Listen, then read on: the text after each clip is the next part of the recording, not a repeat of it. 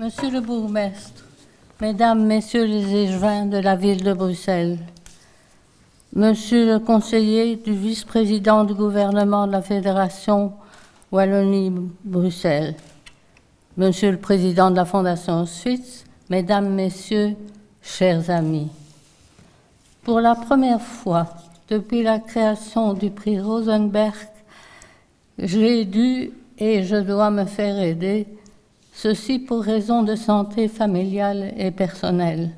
Veuillez m'en excuser. Je suis particulièrement triste de ne pouvoir introduire la lauréate comme je l'aurais voulu. En effet, Madame Laurence Schramm se consacre entièrement à la pérennité de plus en plus nécessaire de la mémoire. Je salue son engagement personnel depuis de longues années et son travail au sein de la caserne d'Ossens. Je cède maintenant la parole à Baudouin Ferrand, administrateur à la fois de la Fondation Auschwitz et de la Fondation Rosenberg, qui a la gentillesse de poursuivre mon intervention. Je vais retourner là.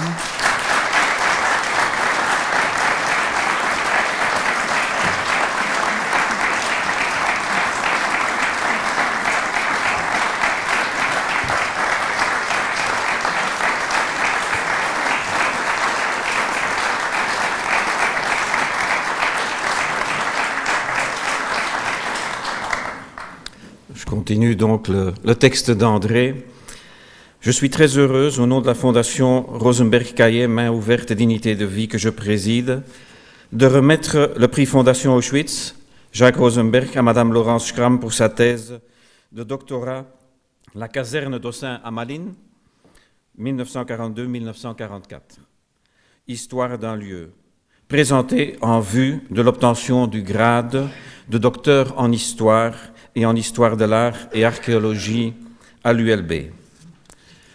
La recherche effectuée, la première de cette envergure sur la caserne d'Ossens, permettra, lorsqu'elle sera publiée, à qui le souhaitera, d'entrer de plein pied dans l'histoire de ce lieu, clé de l'histoire de la déportation dans notre pays.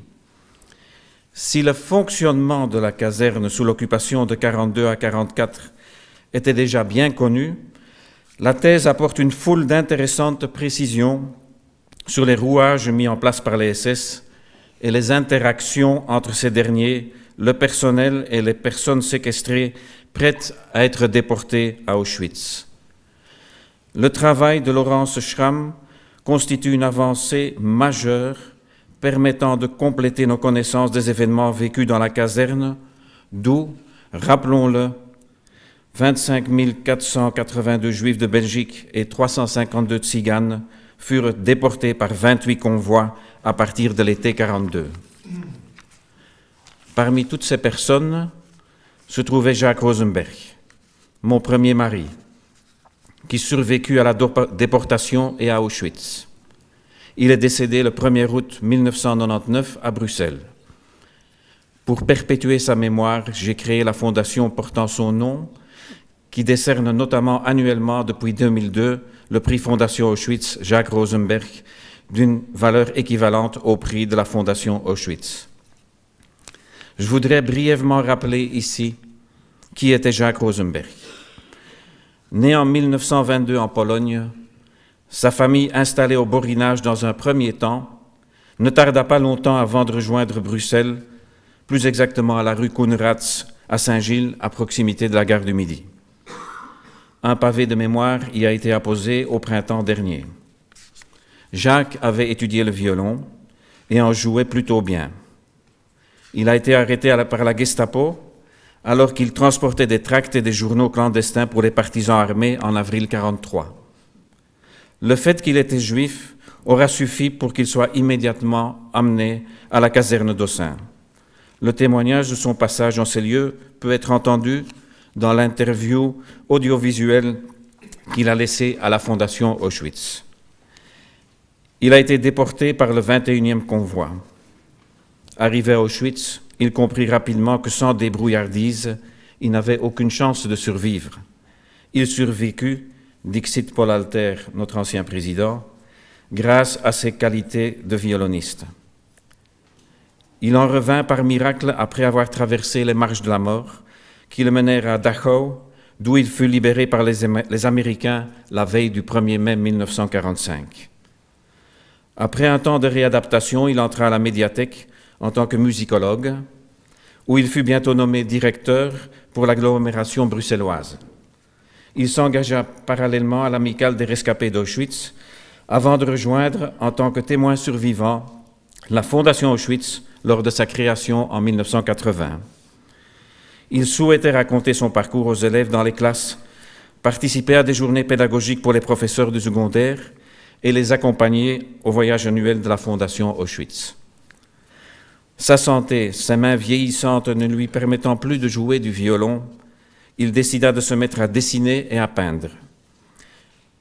Sa sensibilité lui permit de réaliser, avec des crayons de couleur et des gouaches, des œuvres splendides sur papier, toutes sur un mode expressionniste ou non figuratif. Derrière les flamboiements de ses créations, il était toujours possible de percevoir une histoire, la description ou le rappel des moments vécus à Auschwitz et au camp satellite de Jaworzno. Les intitulés des dessins ouvraient des pistes de compréhension. Il était souvent accompagné au verso de quelques phrases d'allure plutôt poétique, malgré les sujets représentés. Des larmes et du sang, en somme, camouflés dans des dessins incandescents. La Fondation Rosenberg-Caillet, créée après son décès pour conserver et promouvoir son œuvre, mais aussi soutenir de jeunes talents ou des associations méritantes telles que les Ateliers du Soleil, a édité en 2005 un ouvrage qui présente une bonne partie de ses dessins et notes intitulées « Hommage à Jacques Rosenberg, sa pensée, sa peinture », dont la devise était « J'ai rencontré la haine et choisi l'amour ». Depuis lors, des éditions en néerlandais, anglais ainsi qu'en allemand ont été éditées. Vous pourrez, si vous le désirez, en parcourir un exemplaire après la cérémonie dans la salle attenante. Je terminerai en m'adressant à Madame Schramm pour la féliciter une fois encore. Je vous remercie.